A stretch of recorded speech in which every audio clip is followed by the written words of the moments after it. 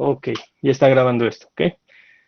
Bueno, vamos a comenzar. Como les había comentado en un principio, nosotros tenemos dos tipos de corrientes en el caso de semiconductores. Tenemos una corriente que se llama corriente de fusión y la otra es corriente de desplazamiento, ¿va? De hecho, vamos a ponerlo así. Corriente de desplazamiento, ¿ok? Ambas ocurren debido al movimiento de los portadores de carga. ¿Quiénes son los portadores de carga? Ya habíamos dicho eh, que tenemos dos tipos de portadores de carga. Tenemos a los electrones, que son los portadores de carga negativa, y tenemos a los huecos, que son los portadores de carga positiva. ¿Ok? Y las corrientes de desplazamiento son las que siempre hemos trabajado y esas son las que explican la resistividad de los materiales. ¿Ok? De todos modos, vamos a explicarla un poquito más a profundidad. Es la resistencia que ustedes siempre han trabajado. Bueno, es la que está asociada a la resistencia que ustedes siempre han trabajado y, por ejemplo, lo pueden observar en la ley de Ohm. ¿Ok? Esa corriente que está describiendo, la ley de Ohm, que es voltaje igual a resistencia por corriente, se debe a un desplazamiento. ¿El desplazamiento de quiénes? Pues de los portadores de carga. ¿Va? Y el análisis que verán a continuación se hace, y de hecho también en la siguiente presentación, la de unión PN, se hace a través de densidades de corriente por unidad de área. Ok, si ustedes se acuerdan de cómo se define la corriente, se acordarán de una letra que denota la densidad corriente, que en este caso es J. ¿Y qué es J? O cómo asociar la corriente con J. Corriente es igual a el flujo de J en, ¿cómo se llama? En valor absoluto. ¿Ok? Entonces el flujo de este campo vectorial, que es una densidad de corriente, es lo que nosotros conocemos como intensidad de corriente. ¿Ok? Entonces todo el análisis será acá para que después al final nada más tengamos que dividir sobre área y todo quede en términos de corrientes. Aparte hay que recordar que es la densidad de corriente se mide en amperes sobre metro cuadrado. ¿Okay? Continuamos. ¿Qué pasa con estas corrientes de desplazamiento? ¿De qué se trata esto? Bueno, estas se deben al movimiento de portadores de carga, ya sean huecos o electrones, debido a la aplicación de quién? De un campo eléctrico, que vamos a poner aquí. Y puesto que se está moviendo un electrón, vamos a poner que este campo tiene estas propiedades, ¿no? Aquí están los menos y aquí están los más. Un campo con esta dirección, ¿ok? Del curso de electricidad, nosotros vimos que la corriente depende de la carga de N. ¿Quién es N? La concentración de electrones libres. Bueno, esto digamos apenas es un ejemplo, ¿no? Porque también aplicaría para huecos. La concentración de electrones, la velocidad de electrones libres, pero ¿qué velocidad? La velocidad promedio. ¿Por qué se toma la promedio? Porque recuerden que este fenómeno, el hecho de que este electrón se mueva, eh, no es que encuentre un camino recto y muy bonito para pasar, es que y conforme aumenta la temperatura, los caminos pueden ser caóticos. Y ese caos representa que cada vez que ese electrón va entrando a un hueco o va ocupando lugares de un hueco y después se tiene que desplazar debido a la intensidad del campo eléctrico, no va a ser lineal, entonces va a tener velocidades en distintas direcciones en cada instante de tiempo. Y es por eso que se necesita tomar en cuenta el promedio. ¿Va? Y área. ¿Área qué? Recuerden, esto está hablando de un área transversal. Vamos a suponer que este es un material resistivo, una resistencia, y es esta área, el área transversal. Ahora, si yo quiero dividir entre el área, entonces ya estaría trabajando en términos de quién? De la densidad de corriente. La densidad de corriente en términos de electrones y en términos de huecos, que son las dos que tenemos aquí. ¿Va? Ya nada más es quitar el área. Después, la velocidad promedio es función del campo eléctrico. Esto también ya lo tenían que saber de electricidad, y este signo menos que tienen cada una de ellas nada más es un signo relativo, es relativo a las condiciones del campo eléctrico, ¿ok? Entonces, ¿qué es lo que vemos aquí? Tenemos las velocidades en términos de mu n o mu p, que son movilidades de electrones y huecos, multiplicando al campo eléctrico, que ese sí es el mismo para ambos. Ahora, ¿qué diferencia hay o por qué es importante hacer hincapié en que tenemos una mu n y una mu p? Porque los huecos y los electrones tienen diferente movilidad, ¿ok? Ya habíamos dicho anteriormente que los electrones, digamos que se pueden desplazar más rápido que los huecos, y aquí lo vemos en el silicio, la movilidad de los electrones, tenemos 1350 centímetros cuadrados sobre volt segundo, y como pueden observar, es mayor que la movilidad de los huecos. Recuerden, N y P nada más hacen alusión a que es negativo y positivo. Ahora, sustituyendo en las densidades de carga, sustituyendo estas velocidades en las fórmulas que teníamos anteriormente, pues ¿qué tenemos? Tenemos que las densidades dependen de, o son funciones de, el campo eléctrico. Y esto, ¿a quién me va a recordar? ¿O de quién me está hablando? Como habíamos visto en la primera diapositiva, las corrientes de desplazamiento me hablan o me llevan a la idea de resistividad. ¿Cómo es esto? ¿Por qué funciona así? Si ustedes recuerdan, a ver, vamos a preguntarle a alguien. Por ejemplo, eh, Sebastián Centeno. Sí. Sebastián, ¿te acuerdas de la ley de Ohm? Ajá. ¿Cómo Voltaje va? igual a corriente por resistencia. Listo. Pero esta es la ley de Ohm en forma escalar, ¿ok? ¿Te acuerdas de la definición de la ley de Ohm en forma vectorial? Pues el voltaje y la corriente serían vectores, ¿no? Es imposible eso. El No sé. voltaje es un campo escalar y la corriente, pues es el valor, ¿cómo se llama? El valor absoluto del flujo. Pues no, ¿no te acuerdas? No, no me acuerdo. Algo con la J, algo con el campo, nada. No, no me acuerdo. Bueno, no importa.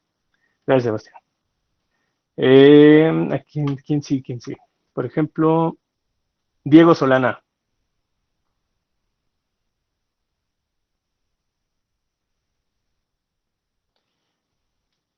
No está, vamos a ponerle falta. ¿Qué onda, prof? Ahí está, ahí está. Diego, ¿te acuerdas de la ley de Ohm en forma vectorial? Ah, no, una vectorial no. En forma vectorial, ¿no? Bueno, ni modo. Gracias, Diego. Bueno, ¿de qué se trata esto? ¿O Profe, cómo ¿no funciona? es J es igual a sigma del campo por corriente sobre, no me acuerdo qué era, sobre algo al cuadrado, pero no me acuerdo qué era. De hecho, la primera parte de tu definición es la correcta, Javier. Entonces vamos a dejarlo así.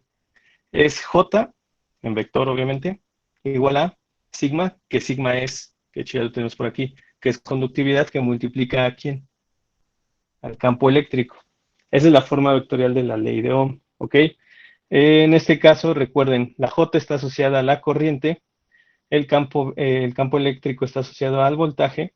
No sé si se acuerdan cómo se relaciona esto, creo que es el campo eléctrico es igual a menos nabla sí, es así, es el gradiente del campo vectorial, ¿ok? Entonces digamos que el campo eléctrico y el voltaje definen lo mismo, ¿no? Definen lo mismo, nada más que uno es escalar y el otro es vectorial.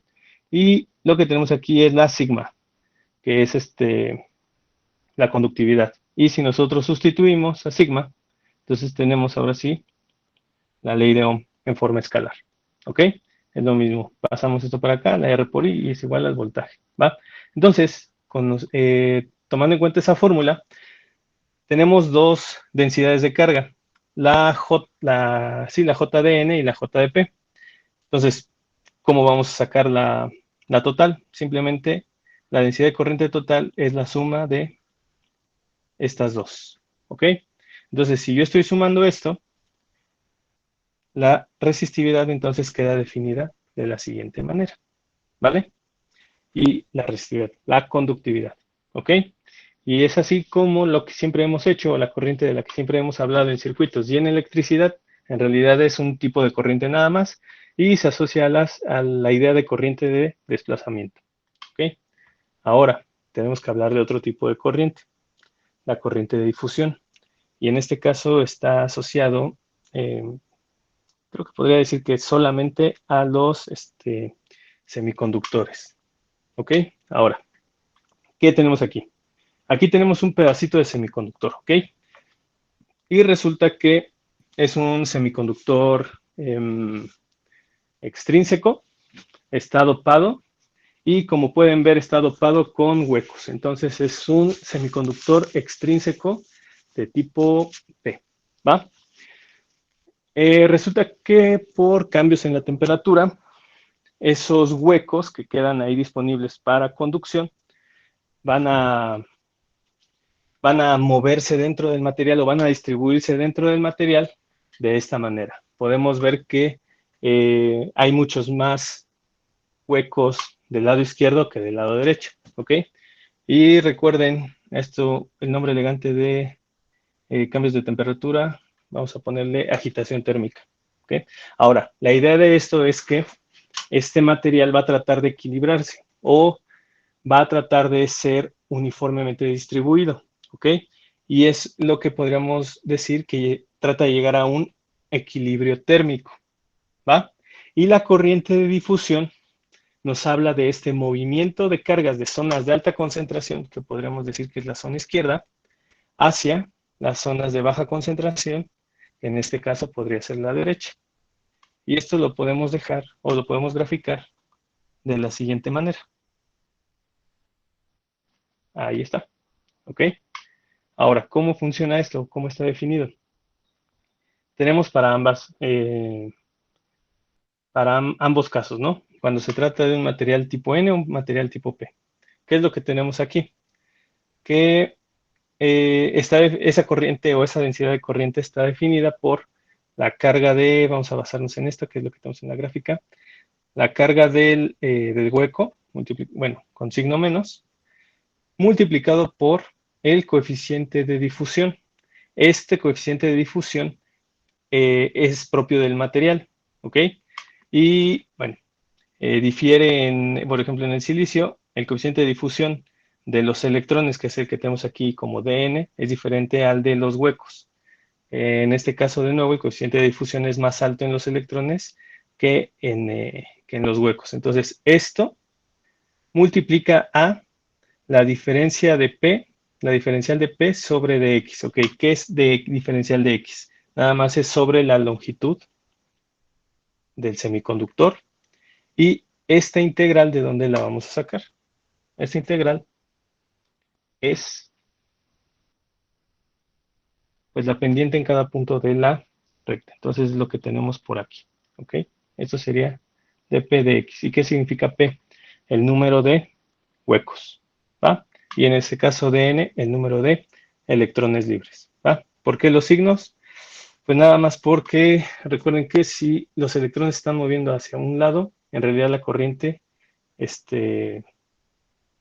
va a marcar hacia el otro, ¿no? Porque los electrones, por ejemplo, se mueven hacia el positivo y en realidad el flujo es así, pero nosotros medimos la corriente de más a menos, entonces es por eso que tenemos ahí esa disparidad en los signos, ¿vale? Ahora, y lo último, esto último va a ser muy importante porque el concepto que vamos a introducir aquí es algo que sí vamos a utilizar siempre, al menos en la parte de la vamos a ver mucho en la parte de diodos, ya en TBJ, quién sabe.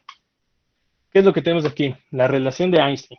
Tenemos que existe una relación entre movilidad, que son las mu's que tenemos aquí, y el coeficiente de difusión, que son las letras de mayúsculas. ¿Qué es lo que nos dice esa relación?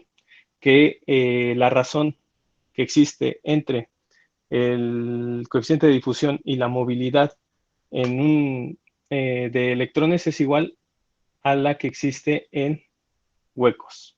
Y eso a su vez es esta constante.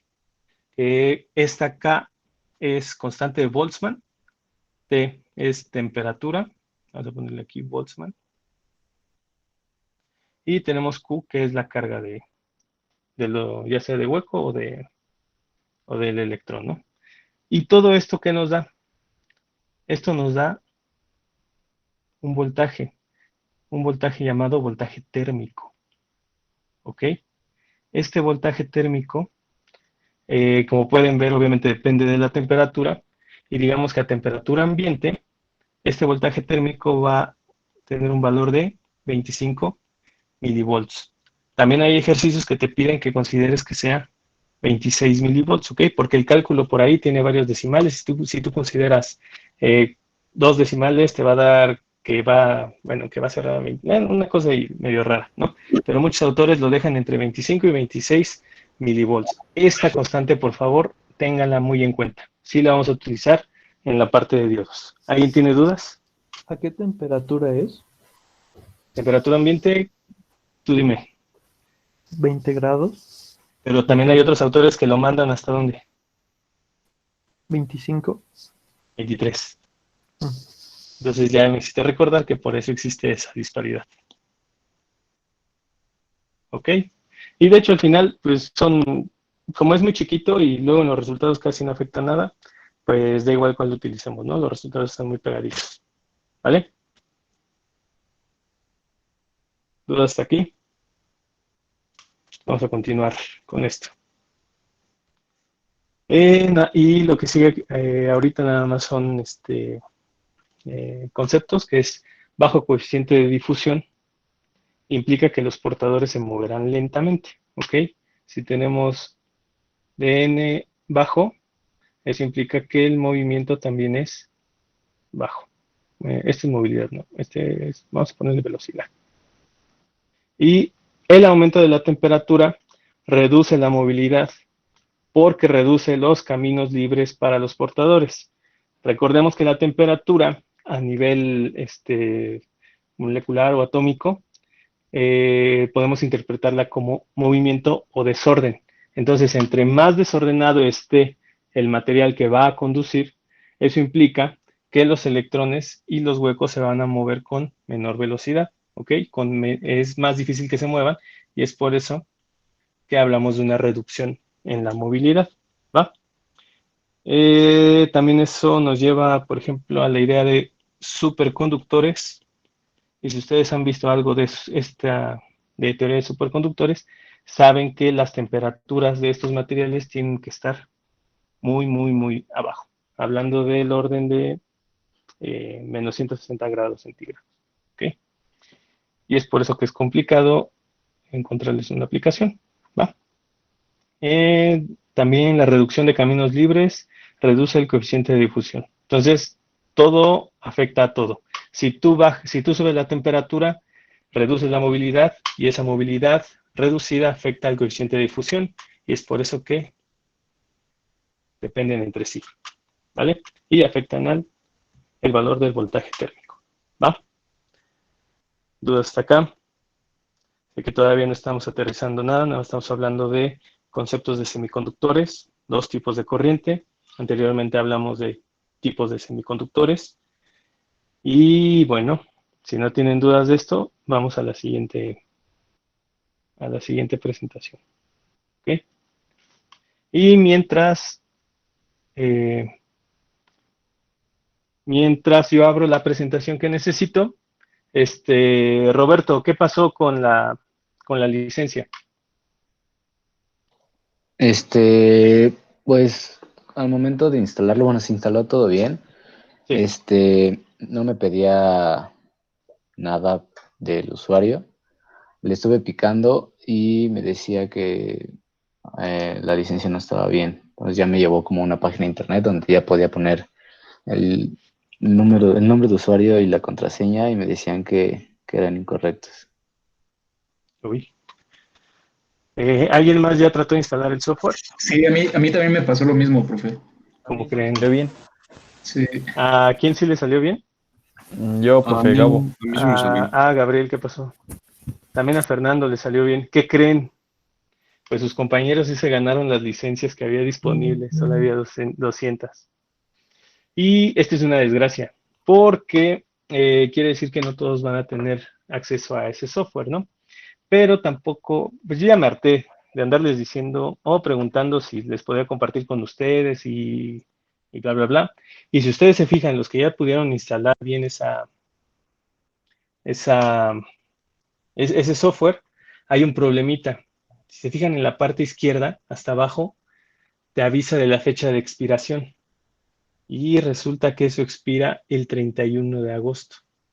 ¿Saben para qué nos va a servir? Para nada. Y pues como ya me harté, hoy voy a subir el... ¿Qué pasó con D? No, nada, no. Ok. Y como ya me hartó esa situación, entonces vamos a... Pues yo les voy a subir el crack del multisim, ¿ok? Ahí nada más sigan las instrucciones. Si quieren, se instalen Windows. Si usan Mac, por favor, usen una máquina virtual. Y pues mejor ese. La verdad, hasta ese multisim está muy sencillo de utilizar. Agregas los elementos, los conectas y hasta tiene análisis de frecuencia, o sea, saca diagramas de Bode, que sí los vamos a utilizar para la parte de filtros. Entonces, pues ese análisis no lo tienen las versiones gratuitas o versiones más baratas de otro software. Por eso, pues ya les subo el crack y ustedes deciden en qué momento lo van a instalar. Ahora, si quieren seguir esperando, bueno, y supongo que también les va a servir para sus laboratorios, ¿no?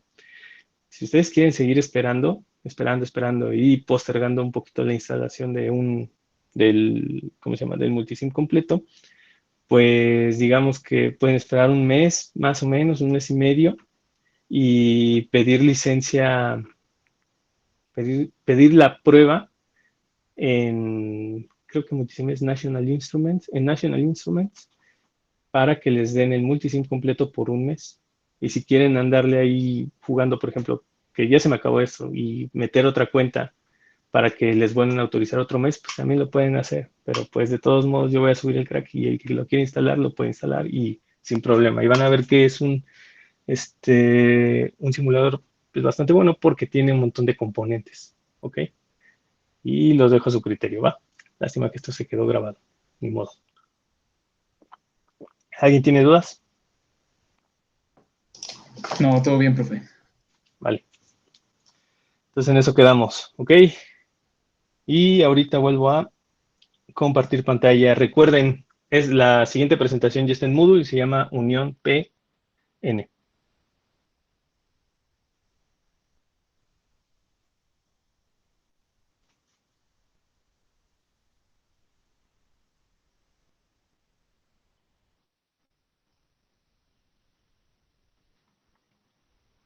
¿Listo? ¿Ya lo tienen en la pantalla?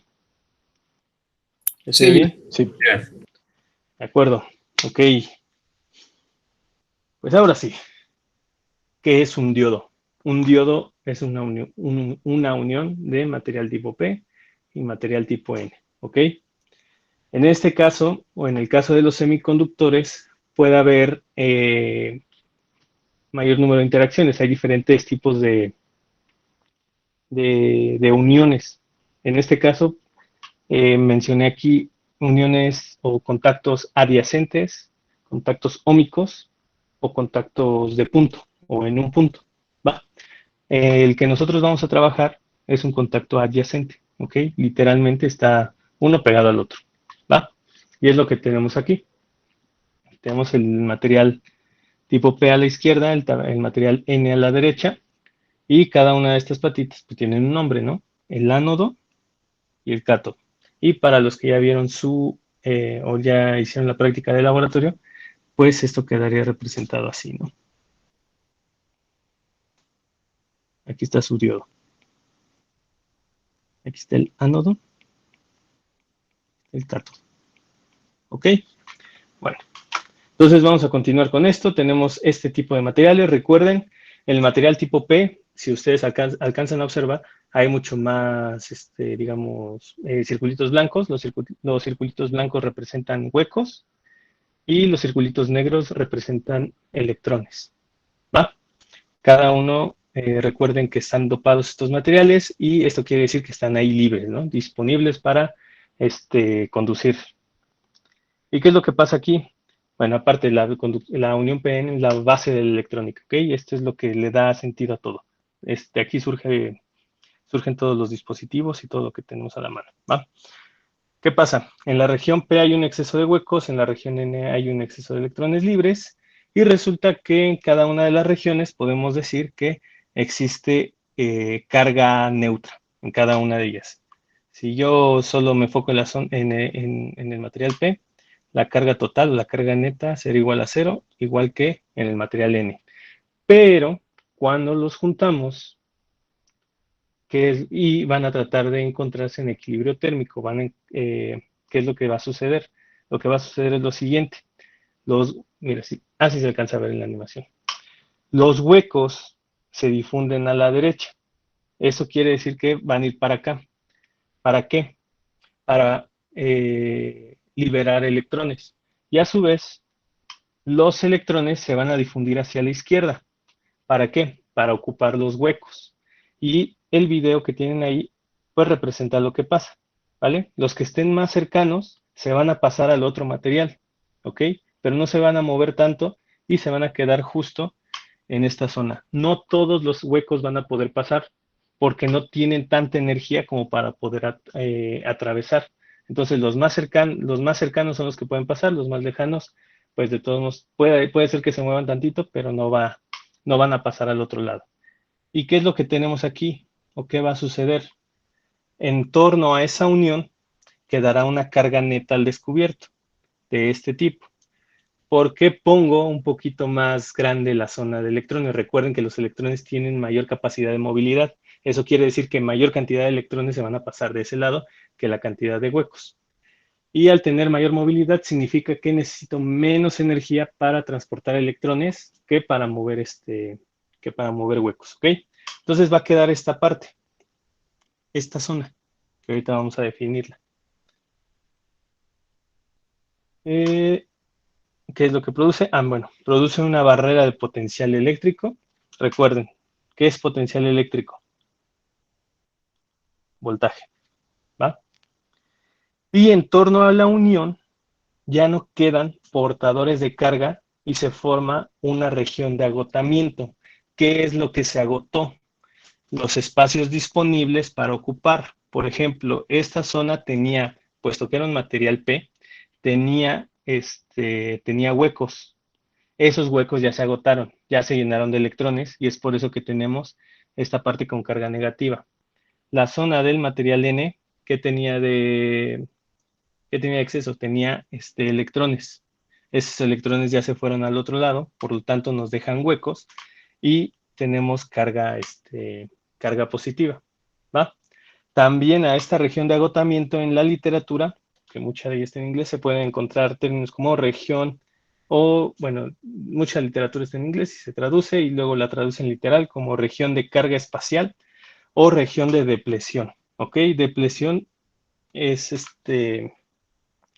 en inglés es depletion y depletion literalmente es agotamiento, pero en español, en castellano depresión, ay, no me acuerdo bien, pero se asocia más a otro vocablo, no es exactamente lo mismo, pero a veces lo traducen, hacen esta traducción literal y pues no está del todo correcta.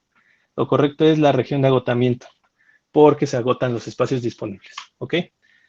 Ahora, entonces, ¿qué es lo que pasa aquí? Aquí tengo un espacio que genera un voltaje, ¿ok? Bueno, vamos a ver qué pasa aquí. Hay un campo eléctrico y, bueno, nosotros sabemos que si hay un campo eléctrico y una distancia, podemos hablar de un voltaje porque tenemos esta fórmula, ¿ok? Esta fórmula, supongo que la primera vez que lo vieron fue en capacitores. Desde capacitores lo vieron. Y de hecho introduce una idea que vamos a ver después.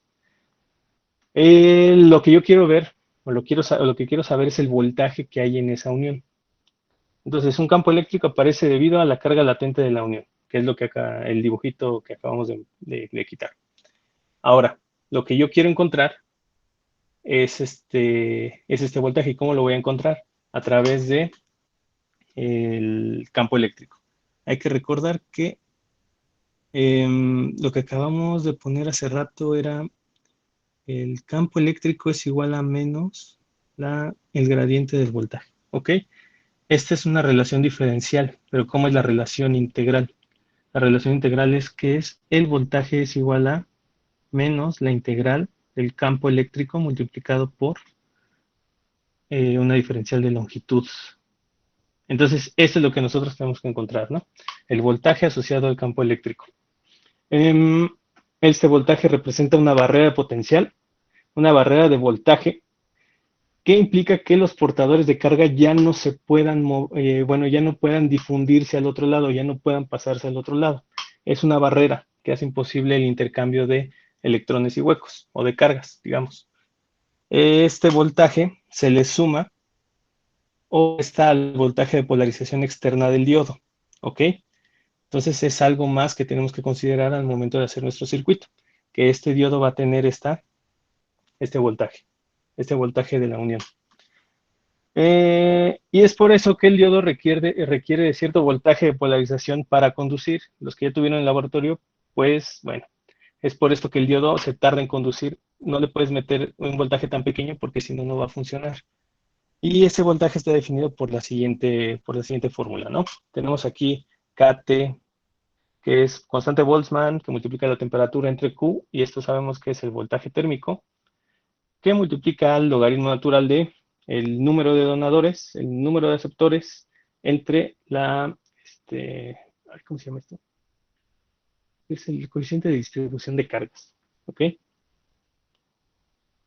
Y, bueno, nada más para hacerlo, para los que ya habían visto esta parte, el silicio tiene un voltaje entre 0.6 y 0.8 volts, mientras que el germanio tiene apenas un voltaje de 0.3 volts. Entonces, esa barrera que ustedes tienen entre el material P y el material N, en el silicio es una barrera de 0.7 volts y en el germanio tiene 0.3 volts, ¿va?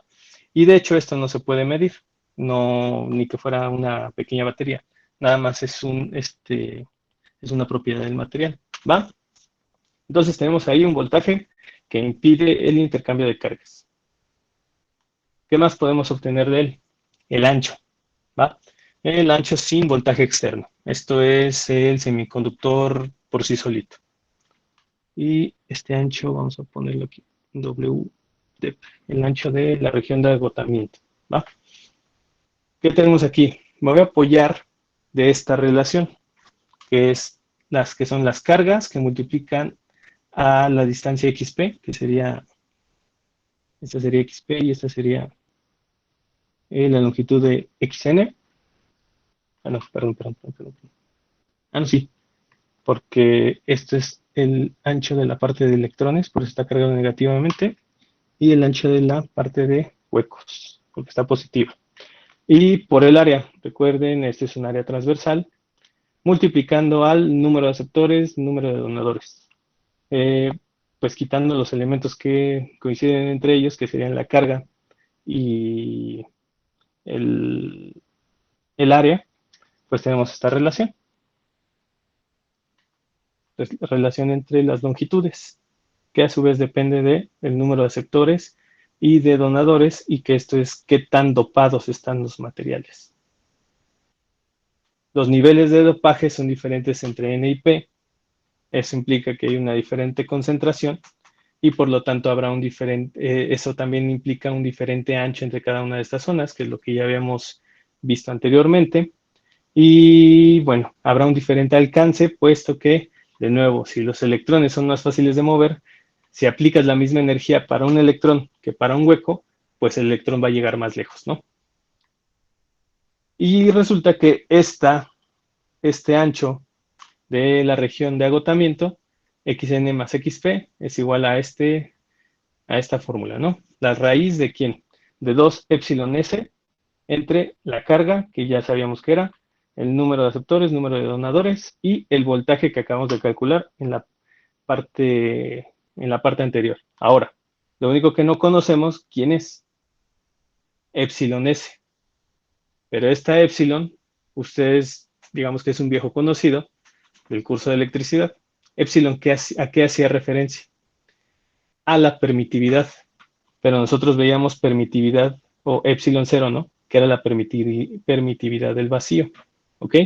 Resulta que la permitividad del silicio es 11 veces la permitividad del vacío y tenemos este número, dando como resultado que la región de agotamiento en un diodo de silicio esté entre 0.1 micrómetros hasta 1 micrómetro. ¿Esto de qué va a depender? De la carga sigue siendo la misma, ¿no? Vamos a la fórmula. La carga sigue siendo la misma. ¿Cómo se llama? El epsilon cero, la permitividad del silicio, es constante. Entonces va a depender de qué tan dopado esté el material y la temperatura. ¿Va? De eso va a depender el ancho de la zona de agotamiento o de la región de agotamiento. Y por otro lado, esto ya les puede tocar a ustedes. El silicio intrínseco, que es lo que queda aquí en esta parte, sí, ya toqué, ya ni modo, ya no puedo preguntar. Lo que queda acá, queda silicio intrínseco, eso quiere decir que quedan octetos de puro silicio aquí. Mientras que aquí recuerden que nosotros teníamos materiales dopados. Aquí hay un material que podemos considerar un dieléctrico. Mientras que en esta parte tenemos regiones conductoras. Conductor, conductor. Entonces, ¿eso a qué hace referencia? A lo que nosotros ya conocemos como capacitor. Que tenemos aquí una placa conductora, otra placa conductora, y aquí en medio tenemos un dieléctrico. ¿Ok? Recuerden, un dieléctrico es un material que se comporta más como un aislante, pero tiene propiedades de que en algún momento puede dejar conducir carga. Y tiene cierta estructura atómica distinta al aislante y varias cosas más, ¿no? Que es lo que justamente tenemos aquí. El silicio, que es un cristal. Y esa capacitancia en la región de agotamiento es definida por el área que ya conocemos, el área transversal, epsilon cero, el epsilon del vacío. Ah, no, el epsilon, ahorita vamos a definir qué onda con estos ceros. La carga, que ya la conocemos también, y recordar que esto es una operación en paralelo entre el número de receptores y donadores y uno entre el voltaje que hay en la región de agotamiento, ¿ok? Ahora, aquí nos falta definir por qué estos ceros. Este cero se refiere a que esta unión PN o este diodo se le ha aplicado cero voltaje, ¿ok? Digamos que está ahí solito nada más. Esta capacitancia es la que viene per se en el diodo, ¿va? ¿Alguna duda hasta acá? Fácil, difícil. Ya se entiende por qué los que, por ejemplo, ya llevan al laboratorio de nuevo, por qué hay que meterle 0.7 al diodo para que empiece a conducir. Es porque existe esto, una región de agotamiento. Hay que sobrepasarla, ¿va? Y ahorita vamos a ver cómo es que esa región se comporta en diferentes polarizaciones, ¿va? ¿Dudas hasta acá? ¿Ninguna? Octavio, ¿tienes dudas? No, profe, todo bien. De acuerdo, pues entonces vamos a continuar con esto. ¿Qué pasa con esta unión cuando se polariza en inversa? Y eso le voy a preguntar a, por ejemplo, Ania Alexa. Tú llevaste el laboratorio, que fue una simulación. Sí. ¿Sí? ¿Qué pasaba cuando tú ponías vamos a ponerlo aquí, ves la fuente de voltaje y ves al diodo, ¿no? Esa es una polarización inversa. ¿Qué pasaba con el diodo? ¿Conducía o no conducía? No acuerdo. No conocía. ¿No conducía? Ok, no conduce. ¿Va? No.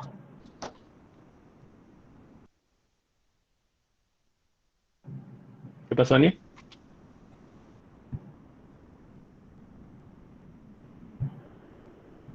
El chiste es que no conduce, ¿ok? No conozco. Entonces, no conduce, ¿ok? Bueno, ahora vamos a ver por qué no conduce. Esto es lo que va a pasar. Nosotros tenemos una polarización inversa. El positivo está entrando por el cátodo. Vamos a ponerle así.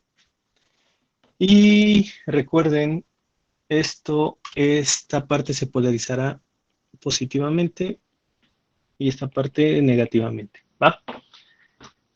Y para definir el ancho de esa región de agotamiento con una nueva polarización, simplemente hay que aumentar este voltaje de la fuente en valor absoluto, ¿va? ¿Y qué es lo que está pasando? Esa región de agotamiento se va haciendo más y más grande. ¿Por qué? Porque resulta que los electrones del material N se ven atraídos hacia la polarización positiva, mientras que los huecos se ven atraídos hacia la polarización negativa. ¿Ok? Entonces eso hace que esta región de agotamiento sea más ancha, ¿va? Y, por ende, ¿qué es lo que pasa aquí? Si tenemos aquí adentro un dieléctrico que se comporta como aislante prácticamente, pues simplemente es un circuito abierto, no va a conducir, ¿va? Y es lo que tenemos ahí. ¿Cómo vamos a poder calcular esa capacitancia? Esa capacitancia depende del voltaje y tenemos aquí la CJ0, que es de 0 volts, en término, bueno, dividida entre todo este conjunto de voltaje. 1 más voltaje de la fuente entre voltaje de la unión elevado a M. M coeficiente de graduación y esto depende del material. ¿Ok? Y es por eso que no conducen, porque la región de agotamiento se hace más grande. ¿Va? Ahora, vamos a hablar de otro fenómeno. ¿Sí? ¿Qué pasa, Sebastián? Una pregunta. ¿Y esa capacitancia se refiere como, o sea, la región de agotamiento crece? ¿Y eso es como si estuviera reteniendo carga? O sea, ¿a eso nos referimos con esta capacitancia, CJ? Reteniendo carga. ¿O simplemente no conduce electricidad y no pasa nada? No conduce porque si tú recuerdas, bueno, no conduce por esta parte, la que tengo aquí, la que estoy señalando. ¿Va? ¿Qué pasa Ajá. aquí? Aquí tengo una región de carga neta igual a 0. ¿Por qué? Porque este dieléctrico es un silicio intrínseco, perdón. Es un silicio intrínseco. ¿Qué pasa con este silicio? Que este silicio ya estaba en octeto perfecto, ¿no? Octeto estable. Y entonces no hay ni electrones ni huecos disponibles para la banda de conducción. Entonces se está comportando como un aislante, ¿va? Y es lo que tenemos aquí. Ajá, pero, o sea, si desconecto la fuente después de que ya se expandió la zona, ¿cómo se llamaba? ¿De agotamiento? La zona del medio, ajá, de agotamiento, Sí. ¿no tendería a regresar? Ya no, porque O sea, es un... bueno, regresar a la normalidad, sí. ¿Sí? ¿Te refieres a que se haga más chiquita la zona de agotamiento? Ajá. Sí, y esto se debe a que este material va a tratar de entrar de nuevo en equilibrio térmico. Pero esto que estén, digamos, estimulando, abriendo o haciendo más ancha la zona de agotamiento y a través de diferentes voltajes, pues provocará que en cada una de estas ocasiones la concentración de huecos y electrones en el material o en el diodo va a ser distinta, o sea, no va a regresar a un estado anterior, digamos, sino que va a regresar a al mismo ancho, pero ahora los huecos y los electrones van a estar en zonas distintas, pueden tener diferentes distribuciones, eso es lo que va a pasar, nada más. Y tú me hablas de una carga, ¿no? Como si realmente se comportara como un capacitor, como si esto Q igual a CB, ¿no? Como si esto, al final se almacenara voltaje como un capacitor, y pues no almacena esto. Así como no se puede medir el voltaje el BBI que tenemos aquí, porque pues no, físicamente no es una batería. Aquí tampoco se puede medir una capacitancia porque pues esto tampoco es una capacitancia, ¿no? Simplemente son eh, digamos, propiedades del material que no se pueden, a las que no puedo tener acceso. Simplemente es una forma de modelar su comportamiento. No son, bueno, sí es la forma del modelado del comportamiento del semiconductor. ¿Si era eso a lo que te referías, Centeno? Ok. Ajá. Ok, bueno. ¿Dudas hasta acá? ¿No? Bueno, entonces, región de ruptura. Vale, pues va. Se supone que yo puedo seguir aumentando el voltaje de la fuente, seguir polarizando esto. ¿Y qué es lo que va a pasar? Esa región de agotamiento no puede crecer indefinidamente, ¿no? Va a haber un momento en el que esta fuente de voltaje, digamos, presione tanto o ejerza tal cantidad de campo, de campo eléctrico en esa dirección que va a hacer que esos electrones sí puedan pasar. Y lo que vamos a tener aquí, ya lo dibujé. No voy a quitar estas marcas. Lo que va a pasar es que sí van a poder cruzar los electrones y a su vez también van a poder cruzar los huecos. Y a esto se le llama ruptura porque al igual que un capacitor, cuando tú le metes mayor voltaje del que aguanta, si tú le metes más voltaje del que soporta, pues esto se va a romper y se va a comportar como un conductor. Y es lo mismo que va a pasar aquí. Por un momento el diodo se va a comportar como un conductor, tú ya rompiste el campo o la barrera de potencial que existe en la zona de agotamiento y este diodo ya no va a volver a funcionar. Esta zona ya fue rota, los electrones ya pasaron, los huecos ya también cruzaron al otro lado y ya no sirve, ¿va? Y a este voltaje de ruptura se le conoce también como voltaje de rodilla. ¿Por qué? Porque, déjenme ver, aquí lo puedo dibujar. Porque digamos que este es el voltaje del diodo, ¿no? Si yo alimento en inversa, en realidad estoy hablando de un voltaje que va a circular en este sentido. Y aquí tengo la corriente del diodo. Entonces, digamos que aquí tengo una zona estable, ¿no? Una zona bonita y en algún momento este voltaje del diodo sube tanto debido a la fuente que eso es lo que va a pasar. El voltaje de ruptura significa que la corriente va a crecer mucho y si la corriente crece mucho, implica que esto se va a comportar como un conductor, ¿ok? Y que el material ya se rompió. La rigidez eléctrica del material si pensamos en él como un capacitor, ya se rompió y a esto se refiere como rodilla, ¿no? Por eso le llama, por eso lo tienen como voltaje ZK, ¿va? Ahora, este voltaje que tenemos aquí y que acabo de mostrar como voltaje de rodilla, también tiene aplicaciones que algunos ya vieron, como el efecto túnel, y que nos da como resultado los diodos Zener, que este voltaje está totalmente controlado y no destruye el material por dentro.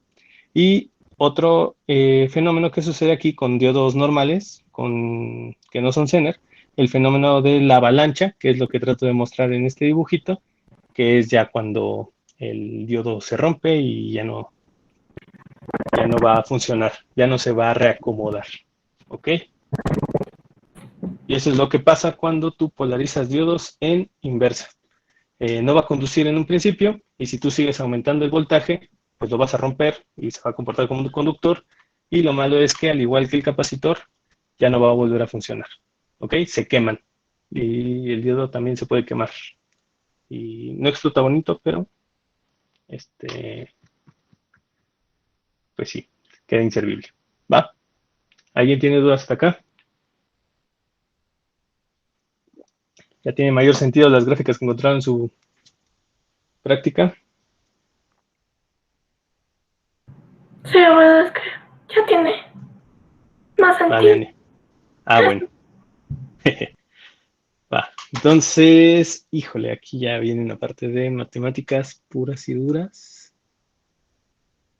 Ah, bueno, ya, vamos a darle. Ya nada más para terminar esto. Polarización directa del diodo.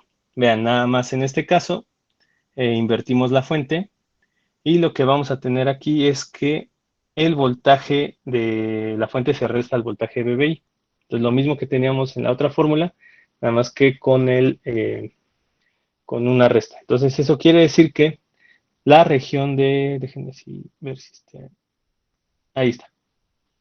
La región de agotamiento se va a hacer más pequeña. La capacitancia la capacitancia de la región de agotamiento va a tender a ser 2 veces la capacitancia de esa misma región, pero sin ningún voltaje, y la barrera de potencial decrece, de tal manera que pues, ahora es muy chiquito, ¿no? Y esto hace más fácil que conduzca, ¿ok? Entonces, entre mayor voltaje ustedes metan, más pequeña es la barrera que existe, y a pesar de que no es que desaparezca la barrera, sino simplemente se hace más pequeña, eso hace que, por ejemplo, en este caso, los huecos sí puedan pasar tranquilamente para acá, y los electrones con menor también puedan pasar a la región P, y no es necesaria tanta energía como en un principio. ¿Ok? Lo que pasa es que el voltaje de la fuente inyecta huecos en la región P y electrones en la región N, es lo que acabamos de poner. Ambos portadores mayoritarios cruzan la barrera y se vuelven minoritarios. ¿Ok? Exceso de electrones, ahora hay exceso de electrones en la región P, esto ya tiene carga neta negativa, y la región N ahora tiene carga positiva. ¿Va? Y reduce concentración muy lejos de la unión. Ah, bueno, y lo que va a pasar acá es que nosotros vamos a tener este tipo de concentraciones. Vamos a tener concentraciones de este tipo donde las puntas de, por ejemplo, las regiones cercanas al cátodo y al ánodo prácticamente van a tener casi nada de, de elementos de portadores de carga libre, que pueden ser electrones o protones, electrones o huecos.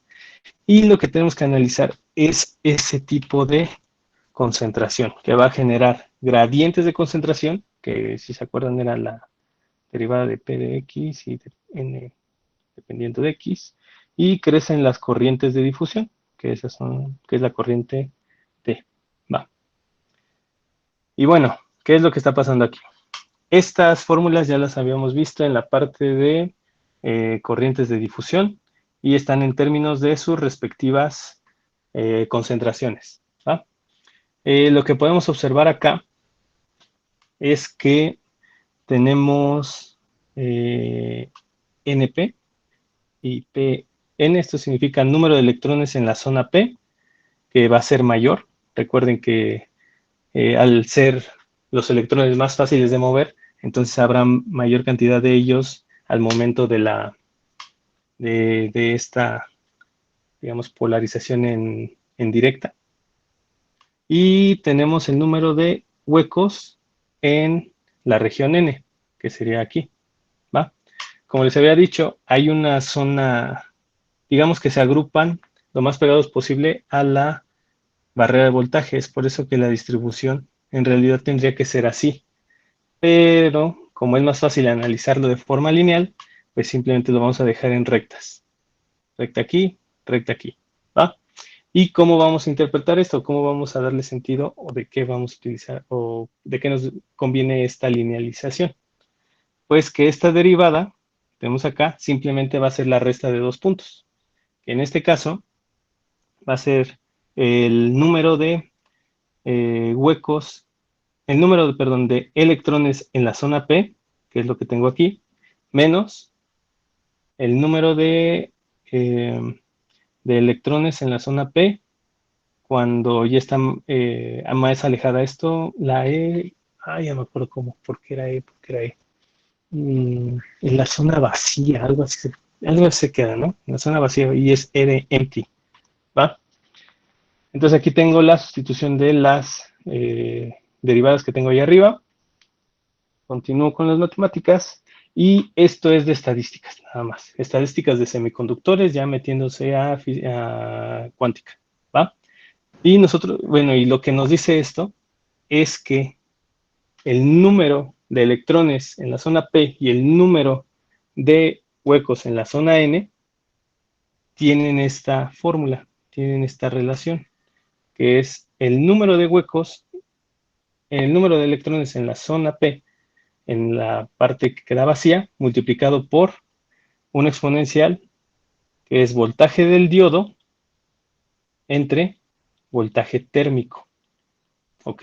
Esto es de tablas, de estadísticas de Fermi-Dirac. Y si yo sustituyo, pues me queda lo siguiente. Nada más tengo que sustituir estos términos, los pongo en la nueva ecuación y resulta que, como siempre, tengo que sumar, para obtener la densidad de corriente total, tengo que sumar ambas, la de la zona N y la zona P. Voy desarrollando este número de electrones en la zona P, en la parte vacía, que es la NPE, y PNE, que es lo mismo, que es huecos en la zona N, pero en la zona vacía, es igual a esto, ¿ok? Que es la misma distribución que nosotros teníamos en un material que no ha sido excitado. Seguimos desarrollando matemáticas y resulta que tengo ya la J despejada. Y si yo trato de obtener I, simplemente tengo que hacer J por A, según yo. Sí, así va. Y con eso tengo finalmente la corriente de difusión del diodo, con dependencia de IS, donde IS es todo esto. I significa la corriente de saturación. Y corriente a la que satura la conducción de polarización inversa es muy pequeña, ¿no? En realidad, un femtoampere. Aunque sea muy chiquita, esta corriente también depende del material. Y con eso llegamos a la fórmula de la corriente del diodo. En realidad es una corriente de difusión en términos de la corriente de saturación, voltaje del diodo, voltaje térmico, menos 1. Y aquí mete un problema, es lo que decíamos, la diferencia entre elementos pasivos y activos de los circuitos. En este caso, ¿qué tenemos? Ya no tenemos una relación lineal, ¿ok? En este caso, la relación que existe entre la corriente y el voltaje en el diodo no es lineal y ya se trata de una relación exponencial, ¿va? Y eso, pues, si ustedes piensan en aplicar leyes de Kirchhoff y todo eso, pues puede complicar el asunto, ¿no? Bueno, ya como resumen, lo que tenemos aquí, digamos, con 0 volts, tenemos que la corriente de difusión obviamente es 0, puesto que hay una región de agotamiento que no te deja pasar electrones y huecos. La barrera de potencial, que ya la tenemos ahí definida, y la capacitancia de esa misma barrera de potencial. ¿Qué pasa cuando yo polarizo de manera directa? Esa capacitancia es más o menos dos veces la capacitancia sin excitación. La corriente de difusión de la unión P y N tiene esta fórmula. Y por último, la corriente de saturación, pues también depende de estos factores. Como pueden ver, depende de qué tan dopado está el material y las longitudes también tienen que ver. Digamos que la geometría, porque aquí también está inmiscuida el área. La geometría del diodo y qué tan dopado está el material. Y por último, la región de agotamiento se hace más ancha si ustedes meten un voltaje negativo. ¿Ah? Y para terminar, pues esta es la curva del diodo. Y de hecho, esta parte sí se puede describir con esta ecuación, mientras que la ruptura no entra en esta, no se puede definir con esta, no se puede definir con esta ecuación, ¿va? Y como pueden ver acá, tenemos un 0.7 que corresponde al silicio y la gráfica relaciona el voltaje del diodo con la corriente del diodo. ¿Qué quiere decir esto? Que a mayor voltaje que ustedes pongan en el diodo va a tratar de mantener los 0.7, ¿ok? Va a tratar de mantenerse en ese rango de valores, 0.6, 0.8. Pero ¿qué es lo que va a crecer? La corriente. La corriente es la que va a crecer, ¿va? Y de hecho, no es que en polarización directa, no es que el diodo aguante todo, ¿no? También se puede romper. Pero, digamos que casi no se contempla luego ese análisis. Y las hojas de datos, los datasheets de los materiales o de los componentes, te indican estos voltajes. Voltaje de ruptura en directa, voltaje de ruptura en inversa. ¿Va? Ya nada más para terminar. Existen efectos de segundo orden, que en este caso podemos considerar que la unión PEN tiene una resistencia interna, una resistencia parásita, y esa resistencia la podemos ver a través de la relación B y D, y la pendiente de esto sería 1 sobre RS, sobre esa fórmula. O sea, no es lineal así, sino que cuando ustedes simulen van a ver este tipo de gráficas donde la pendiente es 1 sobre RS. Y bueno, recombinación de la región de agotamiento. Es lo que comentaba con la duda de Centeno, que no queda igual, ¿ok? La recombinación. Una vez que el diodo ha sido excitado y empieza a conducir y todo eso, no es que regrese al mismo estado anterior, ¿va? Y existe un coeficiente de emisión que completa la fórmula de la corriente del diodo. Vean, la única diferencia es esta N, ¿va? Y esa N nada más depende de la construcción del diodo. Es 1 si este diodo está inmerso en un circuito integrado, que sería estas cositas que tienen muchas patitas, o N igual a 2 si es un diodo discreto. Esos diodos discretos pues, son los que les puse en los dibujitos, ¿no? Que es el dispositivo así con esto. Es lo que ustedes estarían usando en el laboratorio, un diodo discreto, ¿va? Y hasta aquí la parte de semiconductores, unión de P y N. Y ya la próxima clase, ahora sí, a ver cómo le vamos a hacer con circuitos que tengan diodos. ¿Qué tipo de modelo matemático vamos a utilizar? ¿Va? ¿Alguien tiene dudas? Yo, profe. ¿Qué pasa, Oscar? Cuando dicen el voltaje de encendido de un diodo, ¿se refieren, por ejemplo, aquí al 0.7 volts? Sí. Ah, ok. Sí. Gracias. Sí, no. ¿Alguien más tiene dudas?